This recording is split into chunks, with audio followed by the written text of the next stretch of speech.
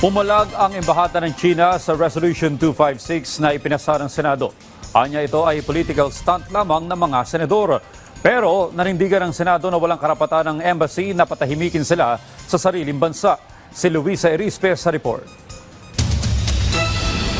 Walang karapatan ng Chinese Embassy na patahimikin ang Senado. Ito ang naging buwelta ni Senator Erwin Tulfo, chairperson ng Senate Committee on Foreign Relations, sa naging komento ng Embahada ng China na political stunt lang ang resolusyon ng Senado kamakailan na kumokondena sa mga pahayag ng Embahada ng China laban sa mga opisyal ng gobyerno ng Pilipinas. Ayon kay Tulfo, dapat matutong rumispeto ang embahada sa batas ng Pilipinas. Ba't namin sila papakinggan? Sino ba sila? We know they're, as a matter of fact, sana naisip din po nila na they're visitors here in our country.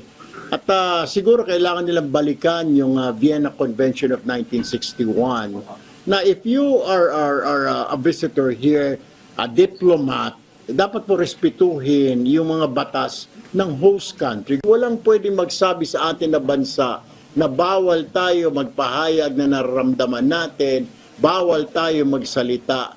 Pinagtanggol din ni Tulfo ang pagpanig ng Senado kay PCG spokesperson for West Philippine Sea, Commodore J. Tariela. Malinaw anya, nasa Pilipinas ito, may karapatan siyang magsalita sa kung ano ang nakikita, lalo na at si Tariela ang nagtatanggol sa West Philippine Sea. It's not malicious, though the way I look at it, I mean, that person, that government official, is just expressing in the ika nga, because he is covered, his statements actually is covered by our Constitution. Kung diplomat po siya, doon po siya sa China, medyo iba hong kalakaran doon, iba ho siguro. Pero since sila po, sa Philippine Coast Guard siya po ay isa sa mga nagtatanggol, yung kanyang ahensya, nagtatanggol ng ating teritoryo. So I guess may karapatan po siya magsalita. Because nagsasalita po siya doon sa ano po nakikita. Ipauubayan na naman ni Tulfo sa Department of Foreign Affairs ang pakipag-usap sa embahada ng China. Nasa DFA na po yung bola na yan, sila trabaho po nila yan.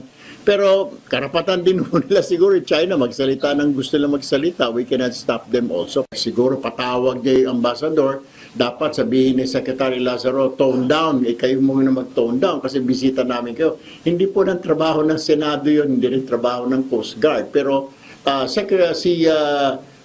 Commodore Tariela, he's just exercising yung kanyang right. Kahit si Senator Kiko Pangilinan na sponsor ng Resolution 256 na pinag-ugatan ng diskusyon, sinabi na nasa DFA na ngayon ang bola. The ball now is in the court of the Department of Foreign Affairs. And of course, the Office of the President. So we urge them, tulad nung nasabi natin sa resolution, to act in defense of our institutions. Yan ang panawagan natin sa DFA. And they should act right away.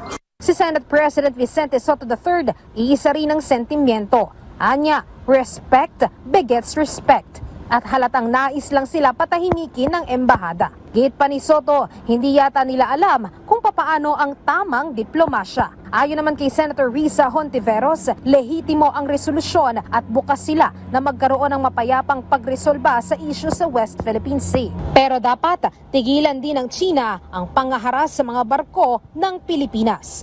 Luisa Erispe para sa Pambansang TV sa Bagong Pilipinas.